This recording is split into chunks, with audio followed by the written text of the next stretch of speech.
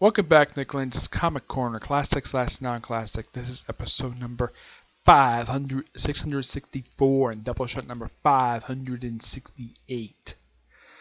Alright, this time it's two DC trades and both of them Green Lantern Corps trades. Yeah, and there's no volume numbering on these things. Don't know why, but there's not.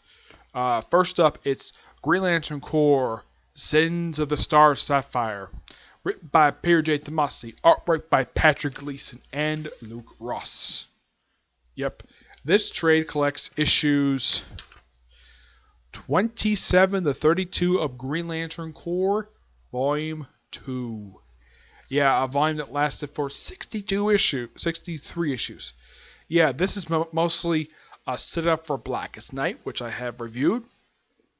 Yeah, and if you read the Green Lantern Corps, like if you just read the Blackest Night the trade for Green Lantern Corps, like you're probably thinking, why is there a law not allowing Green Lantern Corps members to have relationships? This is the storyline that sets that up, though they kind of get rid of that right afterwards, because even from Rita's point of view, that is stupid. Really stupid. All because they couldn't stand the Star Sapphires. That's the only reason why they did it. Yep.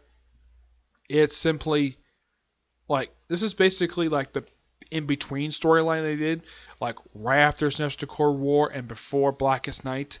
It's a great little fun little story featuring Guy Gardner, where he opens up his bar, the W, which by the way was destroyed right after Blackest Night. Yep. I gotta say, this is really good.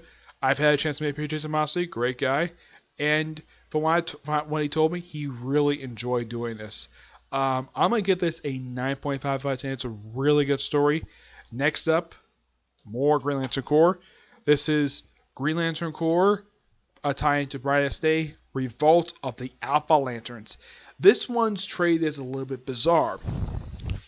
Of course, this is written by Tony Bedard, and artwork by Adrian Syaf, I think it's his first name.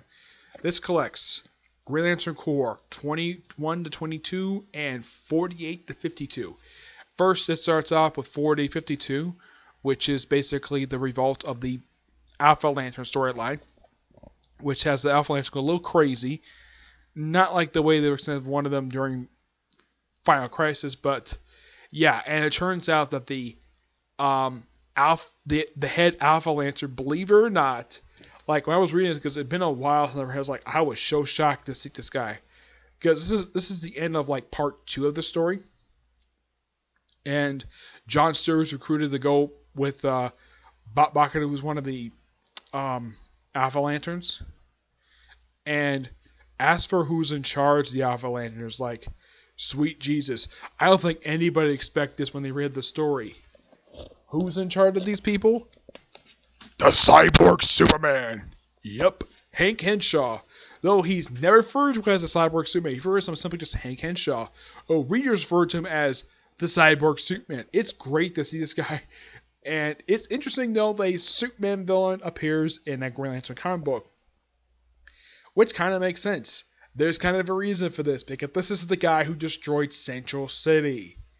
Yeah, he destroyed Central City, killing millions of people. This guy's a mass murderer. I think he's an awesome villain, but he's also a mass murderer. And yes, this guy is also featured on Supergirl, though he's black instead of white. I don't have a really big problem with that. It's who they chose because he's a cyborg. Yeah, it turns out he's been corrupting the Alpha Lanterns, and they eventually do free him of it, and Baka becomes the head of the Alpha Lanterns, and Kyle Rayner and John Stewart become Honor Guard Lanterns, which is a good stage for them. Basically, they're now mentors to the rest of the Green Lantern Corps rookies. Yep. The following story is a quick little two-parter, which is basically 2022, of a story featuring Bakado. I think it's pronounced name Bakado. I don't really pronounce her name. Yeah.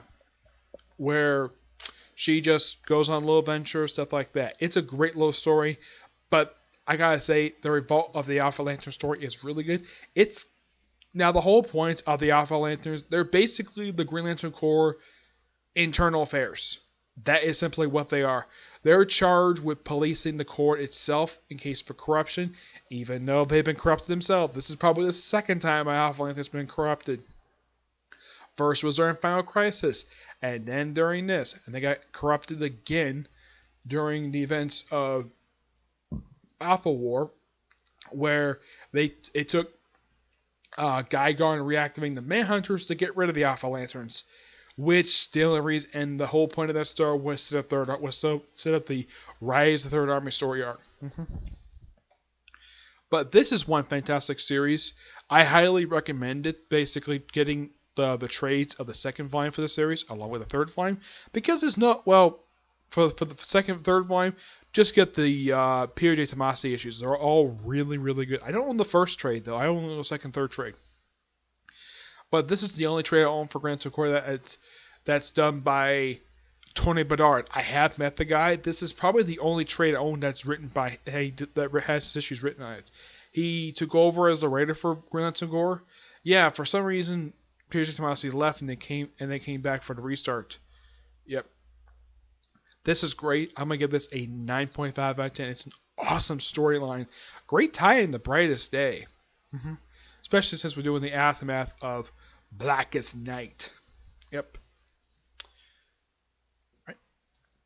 So, that's it for this episode. Stay tuned for the next episode, which is going to be episode number 665 and Doubleshot number 569, where it's going to be a trade I haven't reviewed since I reviewed the trade for the second volume for this series, and the Showcase Presents book. First one in a while. Okay, but until we see you on the next episode, bye.